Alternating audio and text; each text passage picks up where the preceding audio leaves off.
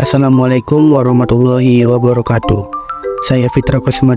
Saya di sini akan menjelaskan tentang sistem informasi geografis atau yang disebut dengan SIG dalam bentuk peta konsep guna melengkapi tugas geografi. Berikut adalah peta konsepnya.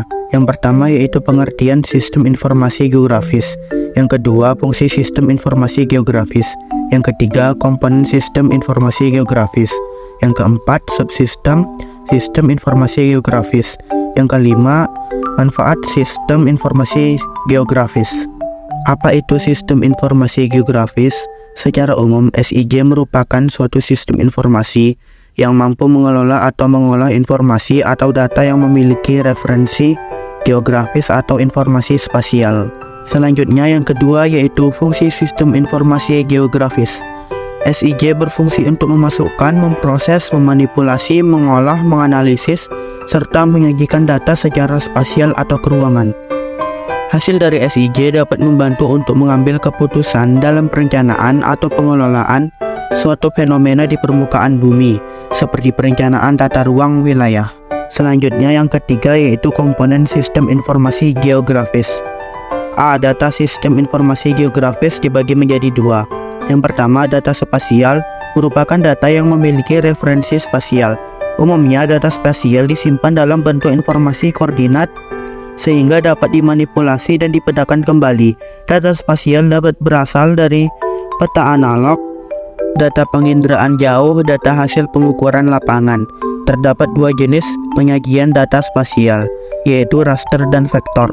Selanjutnya yaitu data atribut, merupakan data yang menyimpan informasi tentang nilai atau besaran dari data spasial.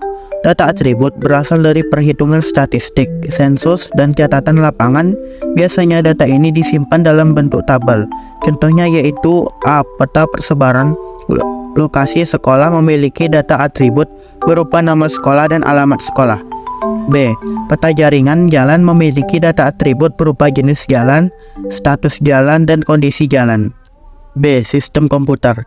Yang pertama, perangkat keras yang disebut hardware, berupa seperangkat komputer yang mendukung pengoperasian.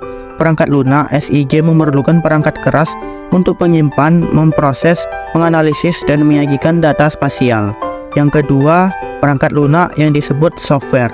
Perangkat lunak berupa program-program yang berguna untuk memproses dan mengelola data. Terdapat beberapa perangkat lunak yang biasanya digunakan dalam sistem informasi geografis. Contohnya Mapinfo dan Quantum GIS. Yang ketiga, kemampuan manusia yang disebut brainware. Dalam SIG, kemampuan manusia diperlukan untuk menjalankan sistem mulai dari memasukkan, mengolah, menganalisis, menyimpan, dan menyajikan data. Jadi SIG tidak berguna jika manusia tidak mengoperasikannya.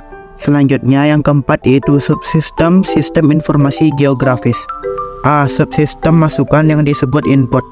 Subsistem masukan berperan untuk mengambil, mengumpulkan, dan mengubah data menjadi bentuk digital yang dapat diterima dan digunakan dalam SIG. Proses ini dilakukan dengan digitasi menggunakan perangkat keras seperti meja digitizer, scanner, dan komputer. B. Subsistem manajemen data. Proses yang dilakukan dalam subsistem ini antara lain pengarsipan data dan permodelan. Contohnya analisis wilayah rawan longsor. Data yang dibutuhkan seperti peta rupa bumi, penggunaan lahan, topografi, jenis tanah, data kependudukan, dan batas administrasi. Setelah itu dibuat permodelan berdasarkan data wilayah tersebut. Membuat peta baru yakni peta wilayah rawan bencana tanah longsor. C. Manipulasi dan analisis data. Secara umum, analisis spasial merupakan suatu teknik atau proses yang melibatkan sejumlah hitungan dan evaluasi logika matematis yang dilakukan dalam rangka mencari dan menemukan potensi hubungan atau pola yang terdapat di antara unsur-unsur geografis. D. Subsistem keluaran, yaitu output. Setelah melakukan berbagai pengolahan data dengan SIG, data yang dihasilkan berupa peta, tabel, dan diagram. Hasil dari SIG dapat disesuaikan dengan kebutuhan pengguna. Output dalam SIG dibedakan menjadi 3 bentuk, yakni hasil cetakan di atas kertas, data digital, dan berupa data elektronik. Selanjutnya yang kelima yaitu manfaat sistem informasi geografis.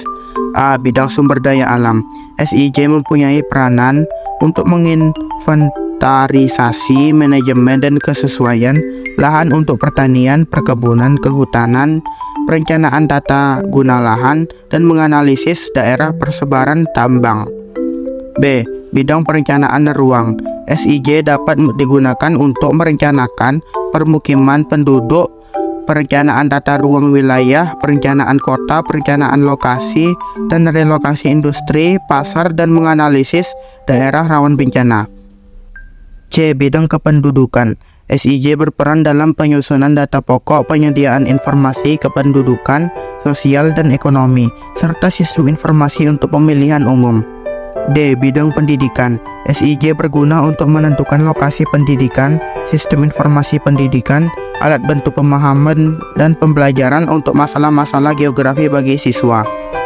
Yang terakhir, E. Bidang militer. SIJ berguna dalam penyediaan data spasial untuk analisis rute perjalanan, logistik, dan peralatan perang.